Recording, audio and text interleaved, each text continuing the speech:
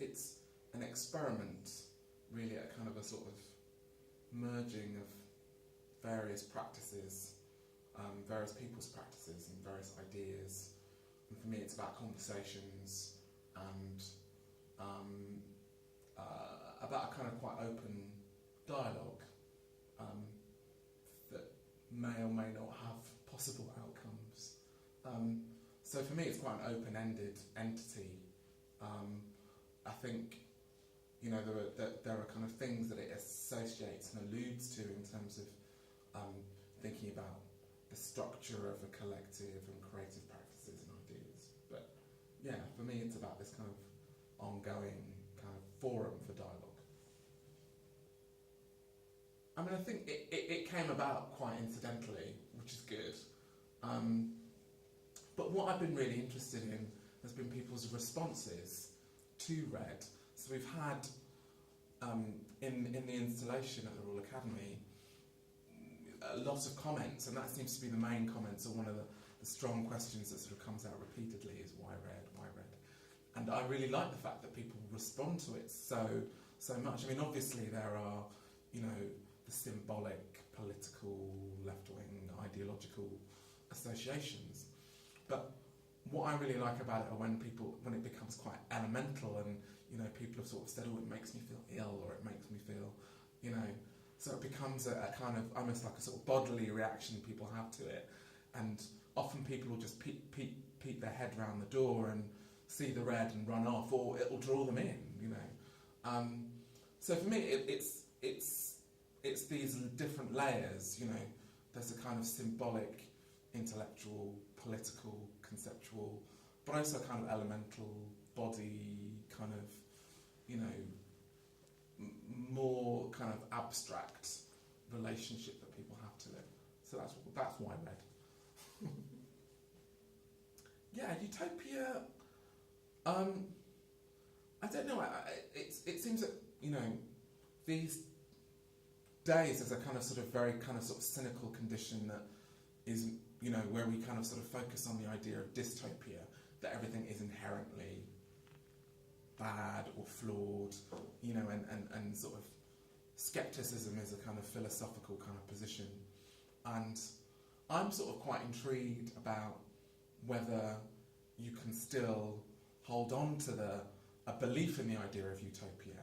You know, I think, you know, Iris was talking about this idea of the kind of Western religious constructs, and I think that is true, you know, and I think it's interesting to maybe look at it from non-Western cultures and their approaches and their ideas.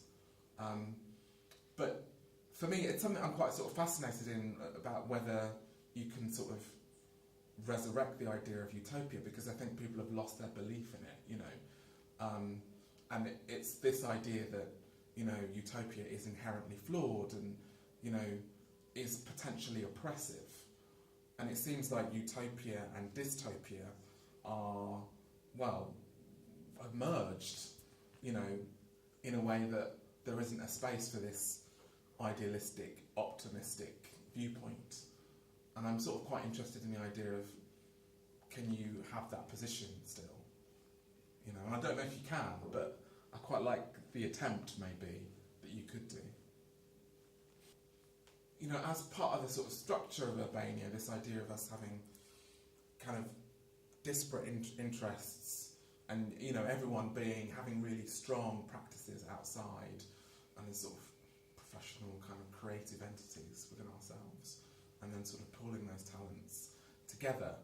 What has been a main part of the project is that negotiation, really, and yeah, that idea about, you know, I think as an individual artist, there's this idea of authorship and having control over that, and I was really intrigued about the idea of that point of loss of control, and negotiating your control, or conceding, or making some kind of compromise or concession, which, you know, in this individualistic entity, you strive never to do. It's about your artistic integrity and your artistic identity and that kind of sort of pure form of communication.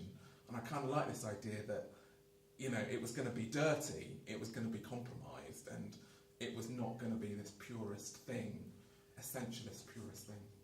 But in terms of the activity I've been sort of doing, I've been sort of, I don't know, it's been quite open-ended and loose, and I hope quite sort of fun, and sort of been looking at this idea of dance and performance and folk dance, and on the one hand, and then on the other hand looking at the idea of sort of on a very small scale making drinks and experimenting with that.